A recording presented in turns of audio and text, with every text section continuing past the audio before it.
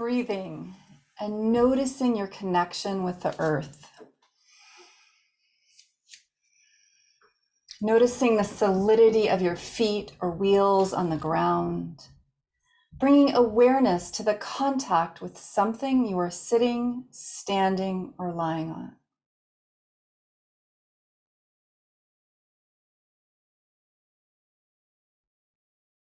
Knowing you are a descendant of Adam, the first androgynous being made from Adama, earth, and of Chava, Eve, Chaim, life. Beloved child of earth and of life, noticing feelings of belonging to the earth.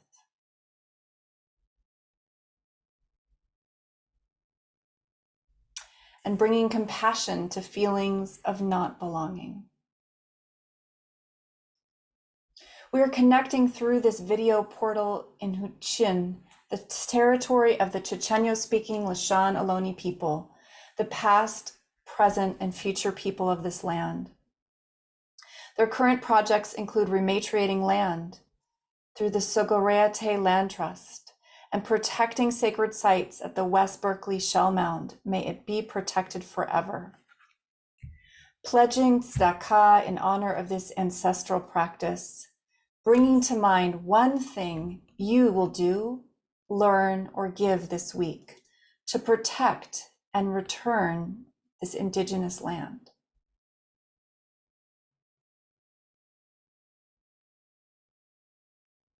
Calling to mind also the name of where you are, the indigenous name of where you are, and the current projects of the indigenous leaders where you are. If you don't know the name if you don't know the indigenous name of where you are and you don't know the current projects, just bringing awareness to what you notice and how that feels. I'm Reba Connell from the Nourish Your Mood program.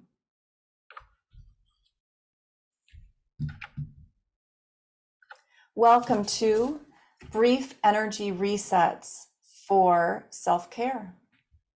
This is a good moment if you haven't gotten it yet to get a bite of food. You can pause or just listen while you're getting it from another space. So go ahead and bring yourself a bite of fruit or some kind of food. Also just bringing awareness to noticing how it feels to hear words in Spanish and Hebrew as part of the talk. I'm offering this talk in memory of my father, Jerry Connell, MD, who recently became an ancestor. Our dad was an incredibly generous family medicine doctor, and he had his waiting room full of books for self-care. He's part of the medical self-care movement, and he would say to people, "You don't need a doctor for that." And he took care of the refugee community, the Cambodian community, when they came to California. And he was the medical director of the Jewish Community Free Clinic. And he was an advocate for Medicare for all and for universal health care. May his vision inspire us. So we're going to be doing some brief energy resets for self-care that you can do before you start your day as a way to wind down to sleep at the end of the day. During your lunch break, may you have a lunch break, and also just as a brief energy reset in between patients, okay? So we created a mnemonic for you so that you can remember this. And if you don't remember it, you won't need to remember it. But the idea is thick, okay? So we're going to be tapping, hugging and holding with intention, crossing the midline or caressing with kindness, okay? So you're going to learn how to tap, hold, and cross, bringing an intention of kindness to your experience. So let's begin with 9 heart breaths. So you can allow one hand to rest on the heart And you are always your own best teacher and guide. So you'll just see what you notice and what works for you. You can have palm over palm, and we do palm over palm because there's a lot of energy in the chakra of each palm. So letting palm over palm, and you can have one hand, you can have two hands, you can have your hands touching, or you can have your hands floating near your body. If you're there with a caregiver, you can have your caregiver help you to place your hands. So it's your body. You'll figure out what works best for you. Okay. So let's do 9 heart breaths together. We're going to be at the base of the sternum rather than on the actual anatomical heart. We're more in the center of this heart space, energy heart. So you can have your eyes open or closed or halfway open with a soft gaze. And you'll just take 9 breaths here.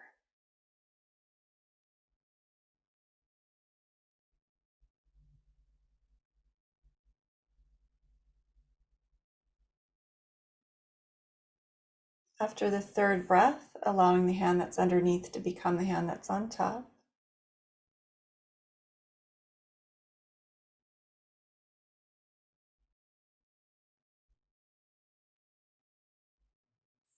And after the 3rd breath, again, letting the hand that's underneath become the hand that's on top.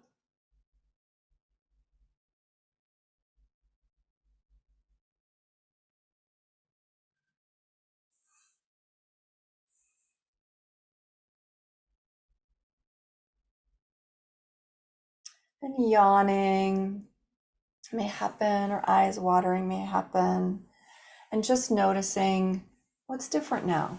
So just doing a brief scan of the body, the emotions, the mind is like, and just noticing what's different now. So heart breaths is one practice that you can do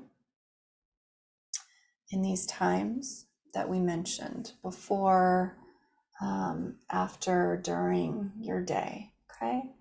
And then you're going to go now to your collarbones, your clavicles, and finding these balls or round areas in the center of the body at the end of each clavicle, and go down from there about 2 centimeters or an inch. See if you can find a space in between a couple of ribs where there's a little bit of softness. You might find a sore spot. And you're going to tap here. You can tap with one hand. It's also really nice to just go ahead and let all the fingers be open.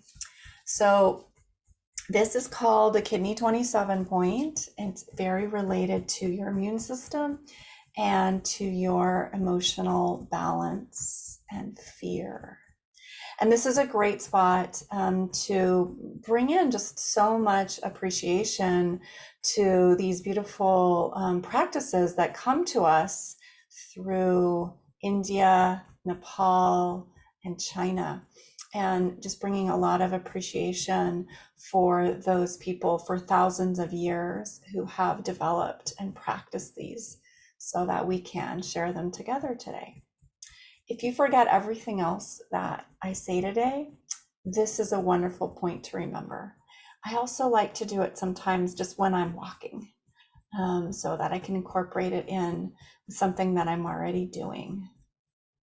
Okay, I'm just taking a breath and noticing what's different now.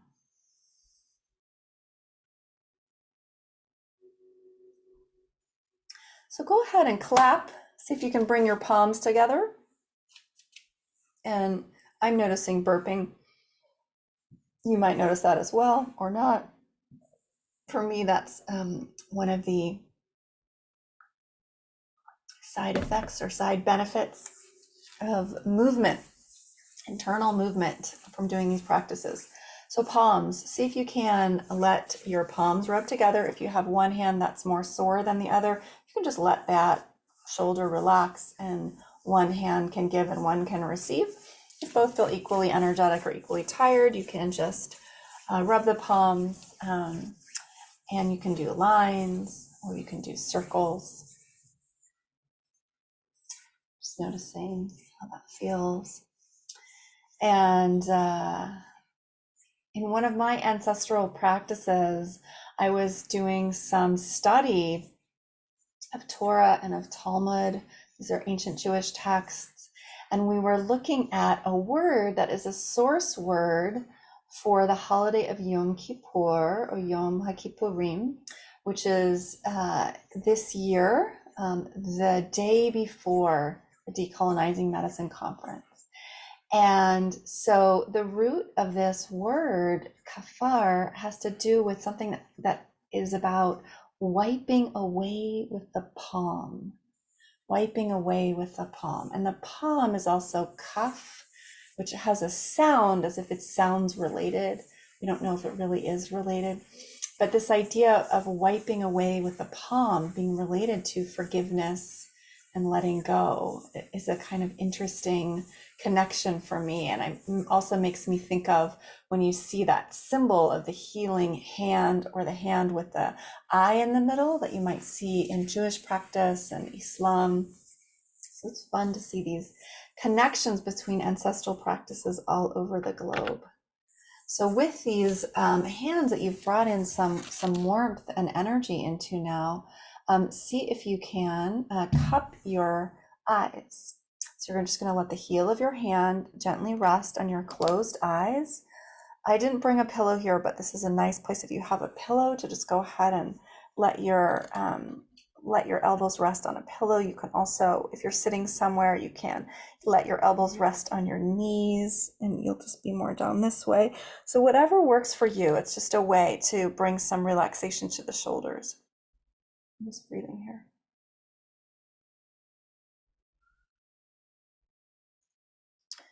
Just really appreciating the eyes. And then allowing the eyes to open.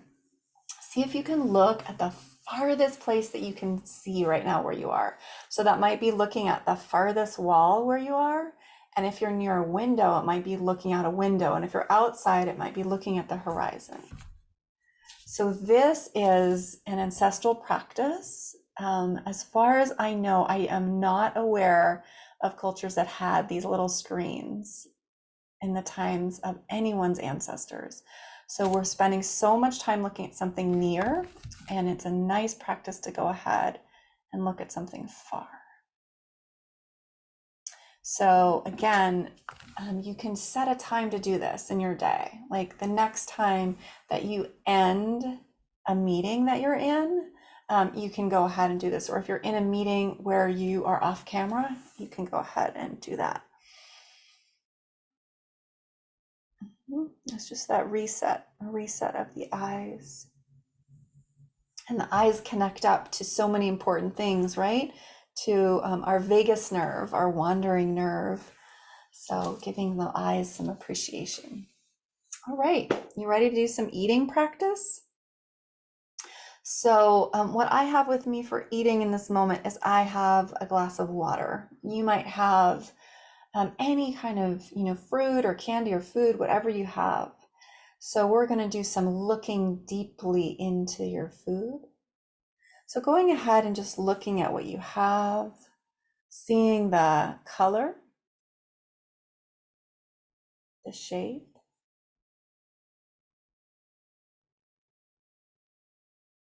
and feeling the temperature and the weight of it in your hand. I am in the middle of a global weirding day where it has been very, very warm today. So just noticing temperature, seeing what you notice.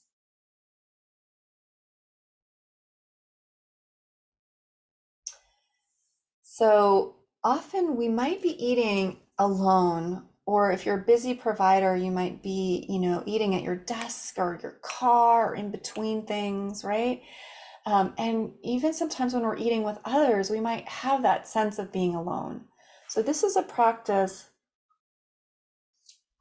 of noticing all the beings that are connected to the food that's in front of you. So we're going to do a counting practice, and you're going to start your counting with yourself. So you are 1. Okay. So noticing yourself as 1, and then bringing to mind person number 2. And person number 2 is the person who brought this to you and put it in your hand. Okay. So that might again be yourself, but maybe there's someone else. And then we're going to consider all the pathways that might have happened to bring this to you. So say that you got this piece of food from the food bank. So you're calling to mind the volunteer that handed it to you and the volunteer that packed it. So that's like numbers 3 and 4. Or if you got it online, you're calling to mind the person that read the email that received your request and the person that walked around in a big cavernous place and found all your items and packed them in a box. And if you went out or someone else went out and bought it in a store, then you're calling to mind, you know, the checker and the person and the clerk and the person that might have stayed up all night while you were sleeping to put out the food so beautifully arrayed in the shelves. And if you're in jail, you're calling to mind the person that brought it to your cell and the person that was in the kitchen or the commissary making the food. And if you got it from your garden, just really having that sensory experience of remembering being in the garden. So speaking of gardens, whatever our pathway is, let's all take it outside now, okay? Let's all, in our imagination, go from here to outside. So what are the elements? What had to happen elementally for this food to start to be ready? Just noticing what you notice, what you know and what you don't know. Maybe you don't know what's in the food that you have or where it comes from or what needs to happen for it to grow or become or be created. And just noticing. And noticing all of the people known and unknown, noticing the people that put on their shoes and walked across borders to pick your food, and the people that wore out their shoes doing it.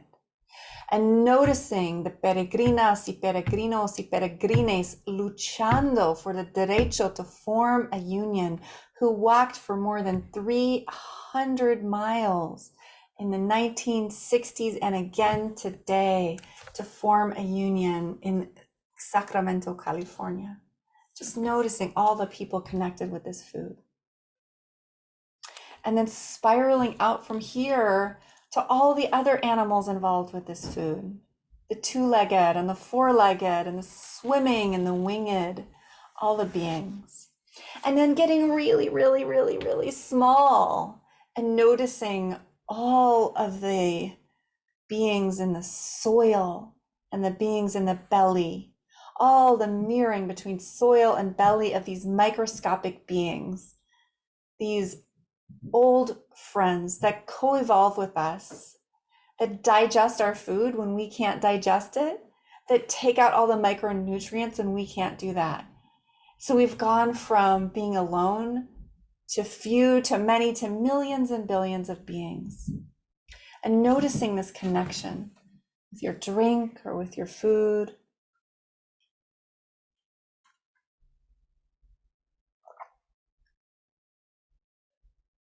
Most of the farmers, wisdom keepers, and lineage holders on the planet are women of color. Just noticing your appreciation and noticing what you can do to express your gratitude to all these beings who brought you this food. Maybe having a bite or a sip in appreciation.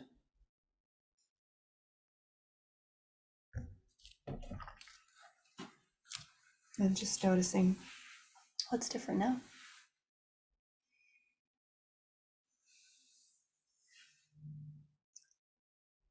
So, you know those moments when you either just wake up and your energy just feels rattled or anxious, or you have a client or patient who's in distress and maybe some of that distress goes in your direction, or you're dealing with administration, pardon me, just a lot of challenges, and you just notice that you don't feel yourself, you feel off.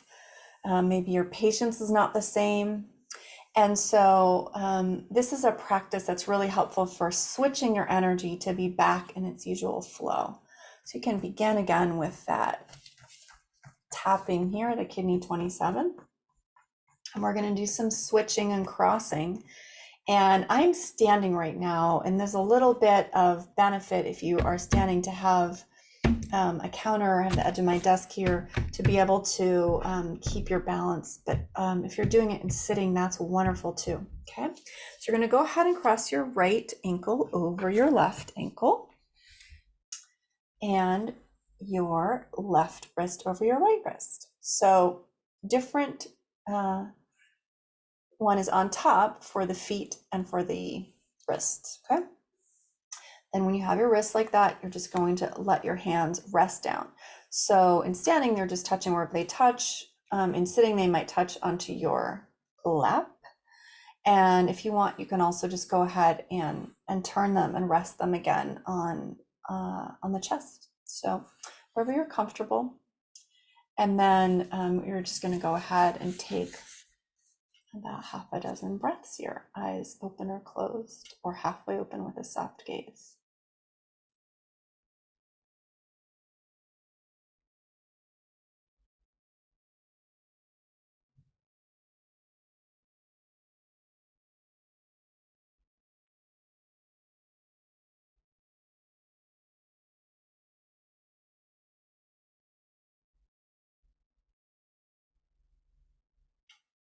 And then you're going to go ahead and touch all of your fingers and thumb together.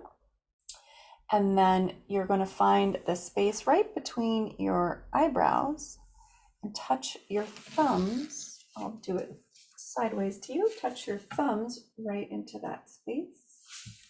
Again, noticing if there's any unnecessary tension in the shoulders, letting the shoulders get out of your ears, personal space, and breathing here.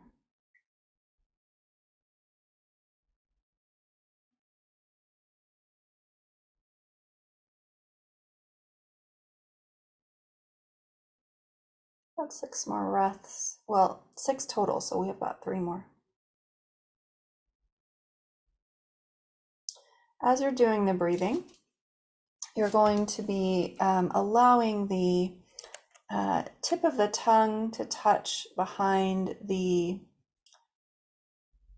top teeth, where the top teeth meet the soft palate, and then really bringing relaxation in the tongue on the exhale.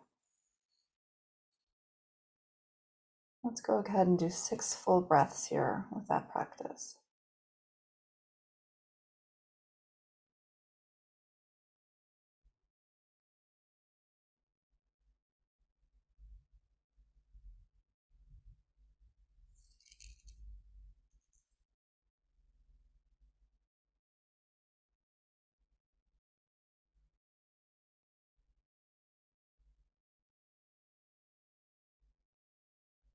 And then gently letting the fingers part and just brushing from the inside to the outside of the eyebrows all the way to the edges.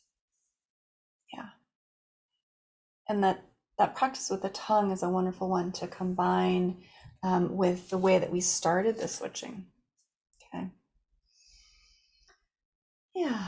So going ahead and hugging yourself and just appreciating yourself and appreciating 3 things about yourself. I am appreciating that I remembered to tell you something that I forgot to tell you. Just appreciating. And then going ahead and just bringing in some gentle stroking of the face. It can be around the eyes, it can be around the cheeks. And touching the cheeks and face has been shown by research to increase delta waves, which are waves of sleep and deep relaxation, 90 times from baseline, which is a big increase. And Kate Truitt, who's a teacher of havening techniques, says that we are helping Amy the amygdala be fat and happy. So going ahead and just bringing this in. So as I'm talking to you about some ideas, I want to invite you to continue just doing any of these things that we've been doing that you're finding supportive for you. So that's going ahead and stroking the face, cupping the eyes, hugging the shoulders, just bringing these in. And you might be doing different ones than I am. So this is the Decolonizing Medicine Conference, and it's really making me think about what it would take for us to decolonize the body names. So many of the body names are named in very limited ways, for very specifically culturally limited ways for white male doctors. And what would it be like to decolonize our body names? And just calling to mind, who are some healers that you admire? Who are some people that you admire? Just bringing their names to mind as you're bringing in these touches into your face, into your palms, into your shoulders. Audre Lorde, Karina Gold, Alexis Pauline Gumbs. Or maybe you want to name body parts after more collective movements instead of after just an individual. Fat justice, queer rights, disability justice, indigenous land back, Black Lives Matter. Just noticing how might we get creative as a collective about decolonizing our body names. Renaming Broca's area, renaming the Grafenberg spot, the G spot, renaming the fallopian tubes. This is meditation and blessing on seeing one's cervix for the first time. I didn't know it would be astonishingly beautiful, large and mystical, round, pink and magenta. No wonder Gray thought he found a new planet. Is the rest of what's inside me so shiny and compelling? I want to see my heart, my lungs, my intestines small and large. Throw away the fiction of the drape and the conventions of skin. Marvel at my liver, bless my pancreas, my gorgeous esophagus, the wonder of my spleen. And again, bringing in some of that self-hug. The thing with video is it's very helpful to be able to demonstrate something physically that's more simple to see than by doing it just with audio. But video is also very limiting. So if watching the image of someone who has one particular presentation feels limiting for you, going ahead and just changing it so you're just experiencing this through audio the next time. Alexis Pauline Gumbs says, she says of a whale that she's wanting to get to know, I would honor you with the roughness of my skin, the thickness of my boundaries, the warmth of my own fat. I will remember you after generations of indigenous relationship, a fat and graceful mammal. A fat and graceful mammal. So mammals regulate with soothing touch and vocal tone. And we can bring this to ourselves. We can lower our cortisol. We can raise our oxytocin just on our own. Just seeing what you're noticing. So decolonizing medicine. This is from Karina Gold, Lashawn Aloni people, leader. Lashawn Aloni, leader in my community. We are told that when we dance those dances that are supposed to be danced in our land, that is not just dancing those dances of healing that are for our people, but it's everything and everybody that's now living in our territory. So it's our responsibility to dance those dances. That responsibility didn't go away just because it was outlawed. It needs to happen for everybody living here to be healthy and well in our lands. So just calling to mind someone, a person, one of your patients or family members or communities or place on the earth. We have some extra credit that we've accumulated from practicing together, and you can share this extra credit, this extra positive energy out into the world. May we be safe. May we be nourished. May we co-create a just world where fat people, transgender and non-binary people, and indigenous people, all people are deeply honored. And may we live together in peace.